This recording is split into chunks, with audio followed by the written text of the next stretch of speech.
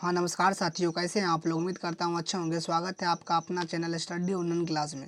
तो प्यारा साथियों, आज पढ़ने वाले हैं बिहार बोर्ड मैट्रिक परीक्षा 2025 के लिए सब्जेक्टिव क्वेश्चन राजनीतिक शास्त्र यानी पॉलिटिकल साइंस के लिए, जो इम्पोर्टेंट होने वाला है, जो आपके बोर्ड एग्जाम में गेस के लिए होगा।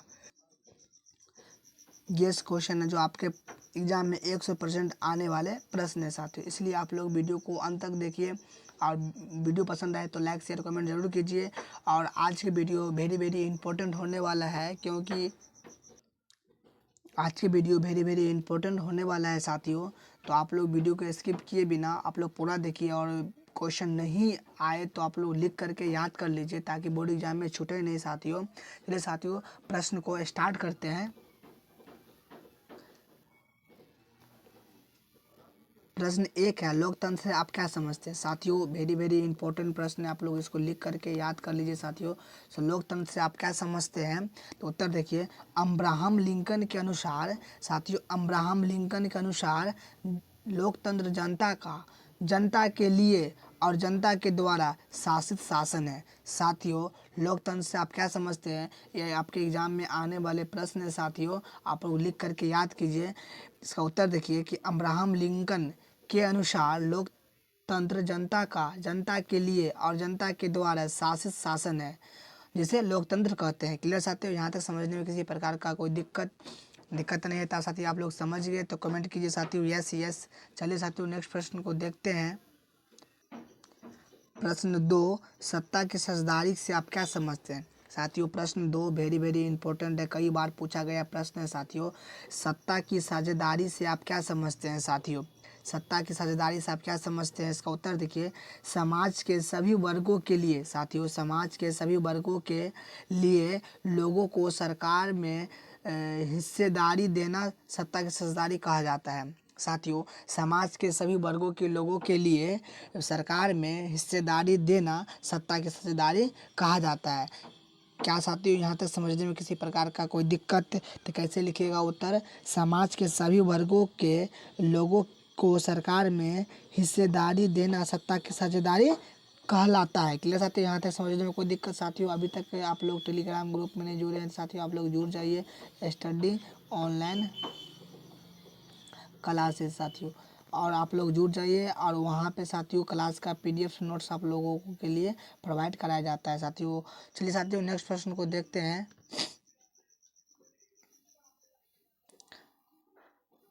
प्रश्न 3, सत्ता की साझेदारी लोकतंत्र में क्या महत्व रखती है। साथियों ये 100% आएगा साथियों, आप लोग लिख करके रख लीजिए कि सर बोले थे कि सत्ता की साझेदारी लोकतंत्र में क्या महत्व रखती है। साथियों इसका उत्तर देखिए।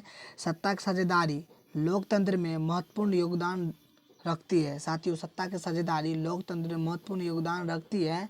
यह लोकतंत्र को मजबूत और स्थिर बनाती है। साथियों यह मजबूत और स्थिर बनाती है लोकतंत्र को। यदि विभिन्न सामाजिक यानी विभिन्न प्रकार के सामाजिक समूह को सत्ता में साझेदारी नहीं मिलती है तो उनमें भी असंतोष एवं संघर्ष पैदा होता है। साथियों आप जिस एग्ज़ाम के लिए तैयारी करते हैं, जिस मंजिल के लिए तैयारी करते हैं, अगर आपको मंजिल नहीं मिलता है तो आप असंतुष्ट हो जाते हैं और उनके प्रति लगन में लग जाते हैं और संघर्ष आपका चालू हो जाता है, जिसके कारण सामाजिक विभाजन, राजनीतिक अस्थिरता आदि उत्पन्न होती है। साथियों आप लोग ऐसे समझिए, उत्तर जो लिखिएगा। सत्ता की साझेदारी लोकतंत्र में महत्वपूर्ण योगदान रखती है। यह लोकतंत्र को मजबूत और स्थिर बनाती है। यदि विभिन्न सामाजिक समूह को सत्ता में हिस्सेदारी नहीं मिलती है तो उनमें असंतोष एवं संघर्ष पैदा होता है, जिसके कारण सामाजिक विभाजन, राजनीतिक अस्थिरता आदि उत्पन्न होती है। क्या साथियों यहाँ तक समझने में कोई दिक्कत। ये एग्ज़ाम आपके बोर्ड एग्जाम में 2025 में आने वाला है साथियों, इसलिए आप लोग लिख करके याद कर लीजिए साथियों। चलिए साथियों नेक्स्ट प्रश्न को देखते हैं। प्रश्न 4 है, सामाजिक विभाजन से आप क्या समझते हैं? साथियों, सामाजिक विभाजन से क्या समझते हैं साथियों, वेरी वेरी इंपॉर्टेंट प्रश्न है साथियों। आप लिख करके इसको याद कर लीजिए, ये 100% आने की संभावना है इस प्रश्न को। साथियों उत्तर देखिए, जाति, धर्म, क्षेत्र आदि के आधार पर समाज का कई वर्गों में बांटा जाना सामाजिक विभाजन कहलाता है। साथियों इसका उत्तर देखिए कि जाति, धर्म, क्षेत्र आदि के आधार पर समाज का इकाई कई वर्गों में बांटा जाना सामाजिक विभाजन कहलाता है। साथियों आप लोग ऐसा ही लिखिएगा, ये पॉलिटिकल साइंस का वेरी वेरी इंपॉर्टेंट है साथियों। क्वेश्चन आप लोग याद कर लीजिए, ये MBBI प्रश्न है साथियों, पॉलिटिकल साइंस के लिए, राजनीति शास्त्र के लिए। साथियों आप लोग लिख करके याद कर लीजिएगा ताकि बोर्ड एग्जाम में आए तो आप लोग छूटे नहीं। साथियों याद नहीं हो तो आप लोग नोटबुक में लिख करके याद कर लीजिए। चलिए साथियों नेक्स्ट प्रश्न को देखते हैं। प्रश्न 5 है, सांप्रदायिकता क्या है? साथ इसका उत्तर देखिए साथियों, अपने धर्म से प्रेम करना और दूसरे के धर्म के नफरत करना सांप्रदायिकता कहलाता है। साथियों अपने धर्म से प्रेम कीजिए और दूसरे धर्म से नफरत कीजिए, यही सांप्रदायिकता कहलाता है। साथियों ऐसा नहीं होना चाहिए। जिस प्रकार से हम अपने धर्म को मानते हैं उसी प्रकार से अन्य धर्म को भी मानना चाहिए। तो आप बोर्ड एग्जाम में आए, सांप्रदायिकता क्या है तो आप लोग लिखिएगा कि अपने धर्म से प्रेम करना और दूसरे धर्म से नफरत करना, यही सांप्रदायिकता कहलाता है। अथवा अपने धर्म को ऊंचा मानना और दूसरे धर्म को नीचा मानना सांप्रदायिक कहलाता है। साथियों ये लिखिए चाहे ये लिखिए, आपको उतना ही नंबर मिलेगा जितना नंबर का प्रश्न रहेगा। साथियों दोनों प्रश्न का आंसर सही है, आप लोग को जिस प्रश्न का आंसर दोनों में से जो याद हो जाए वो लिख दीजिएगा। साथियों कैसे लिखिएगा, अपने धर्म को ऊंचा मानना और दूसरे धर्म को नीचा मानना सांप्रदायिकता कहलाता है, या अपने धर्म से प्रेम करना दूसरे धर्म से नफरत करना सांप्रदायिकता कहलाता है। क्या समझ में आया साथियों? यहाँ तक समझने में किसी प्रकार का कोई दिक्कत? साथियों कोई दिक्कत नहीं। चलिए साथियों नेक्स्ट प्रश्न को देखते हैं। प्रश्न 6 है, सामाजिक सद्भाव को प्रोत्साहित करने के लिए आप क्या करेंगे? साथियों इंपॉर्टेंट है, आप लोग लिख करके याद कर लीजिए। सामाजिक सद्भाव को प्रोत्साहित करने के लिए आप क्या करेंगे? साथियों उत्तर देखिए, सामाजिक सद्भाव को बढ़ाने के लिए हम सभी धर्मों एवं जातियों के लोगों के साथ बिना भेदभाव किए एक साथ मिलजुल कर रहेंगे। साथियों सामाजिक सद्भाव को बढ़ाने के लिए, आगे बढ़ाने के लिए सभी धर्मों के लोगों के जातियों को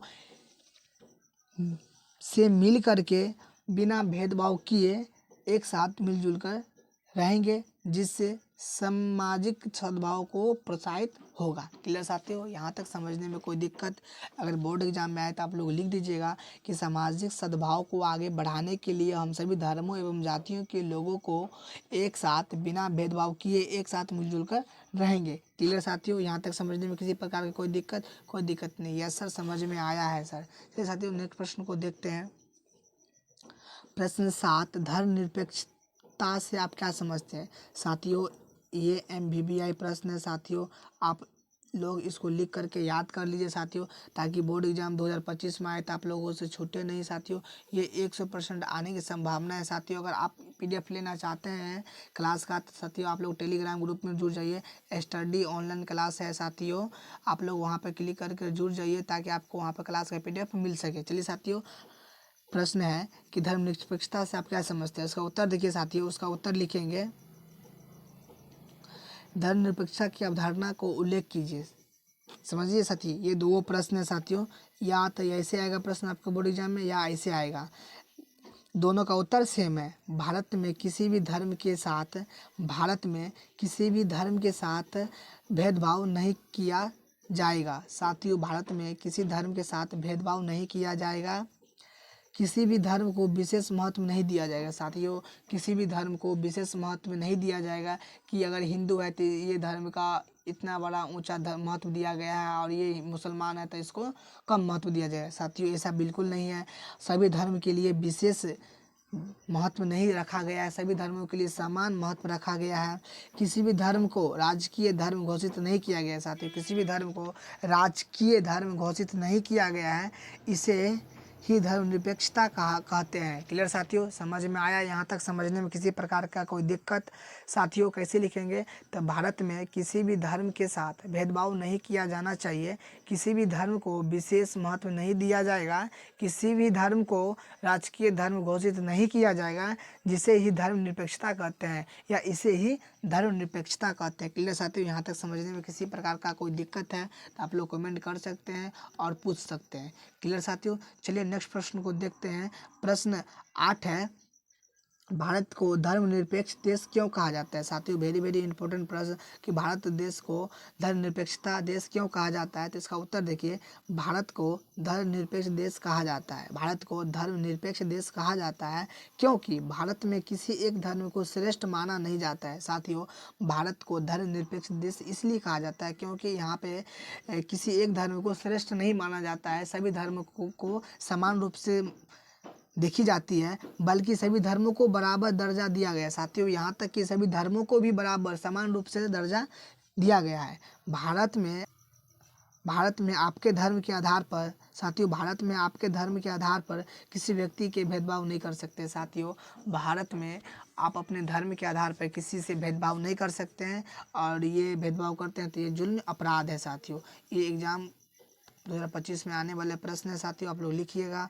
अगर ये बोर्ड एग्जाम में अगर ये प्रश्न आ जाए तो आप लोग कैसे लिखेंगे। साथियों, आप लोग लिखिएगा कि भारत को निरपेक्ष देश कहा जाता है। भारत को निरपेक्ष देश कहा जाता है क्योंकि भारत में किसी धर्म को श्रेष्ठ नहीं माना जाता, बल्कि सभी धर्मों को बराबर दर्जा दिया गया है।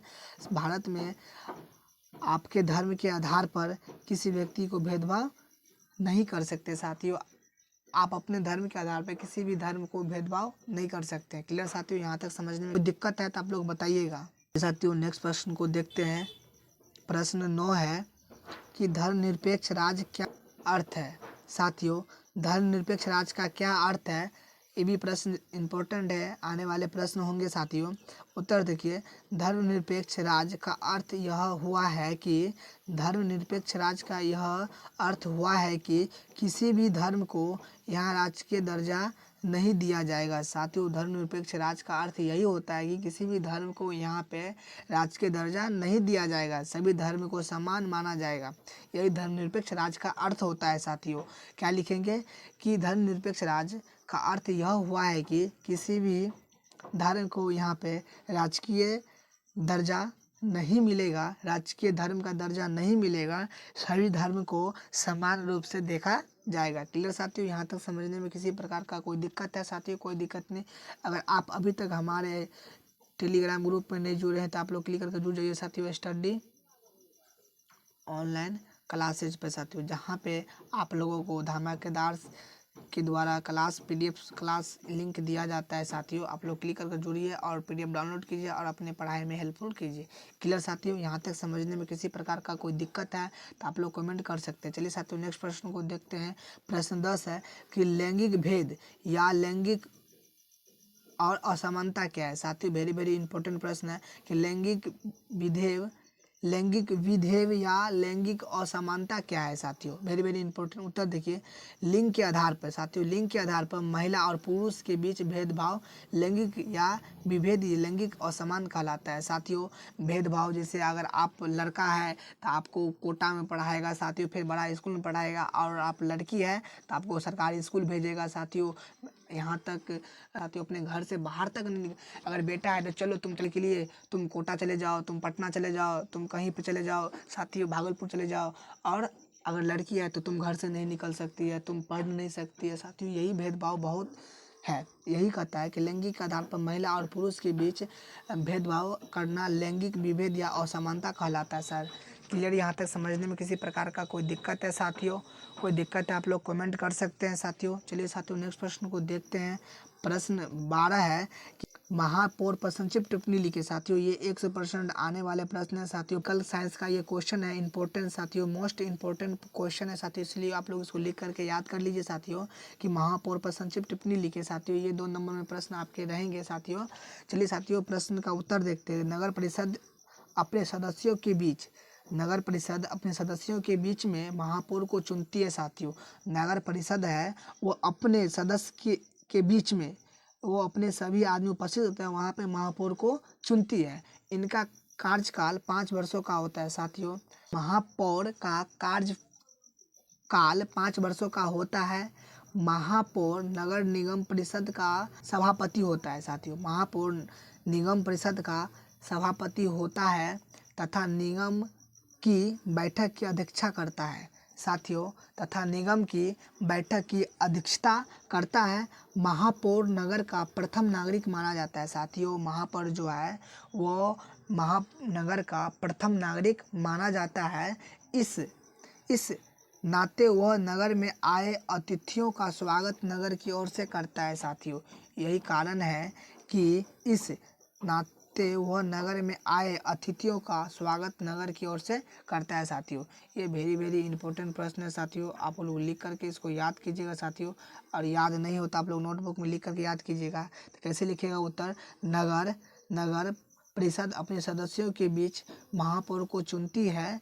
इनका कार्यकाल 5 वर्षों का होता है।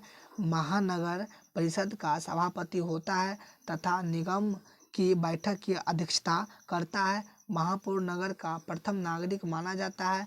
महापौर जो है वो प्रथम नागरिक माना जाता है। इस नाते वह नगर में आए अतिथियों का स्वागत नगर की ओर से करता है साथियों। क्या यहाँ तक समझने में कोई दिक्कत है तो आप लोग कमेंट कर सकते हैं साथियों। चलिए साथियों नेक्स्ट प्रश्न को देखते हैं साथियों। अगर ये प्रश्न याद नहीं हो तो आप लोग नोटबुक में लिख करके याद कर लीजिए ताकि आपके बोर्ड एग्जाम में आए तो छूटे नहीं साथियों। क्लियर साथियों? यहाँ तक समझने में किसी प्रकार का कोई दिक्कत है? साथियों प्रश्न खत्म हो गया। अगर आप अभी तक वीडियो को लाइक नहीं किए हैं तो वीडियो को लाइक शेयर कमेंट जरूर कीजिएगा साथियों। वीडियो को लाइक कर दीजिएगा, शेयर कर दीजिएगा और चैनल को सब्सक्राइब कर दीजिए पहली बार आए तो साथियों। अगर वीडियो पसंद आए तो लाइक शेयर कमेंट जरूर कीजिएगा। मिलते हैं नेक्स्ट वीडियो में। धन्यवाद साथियों।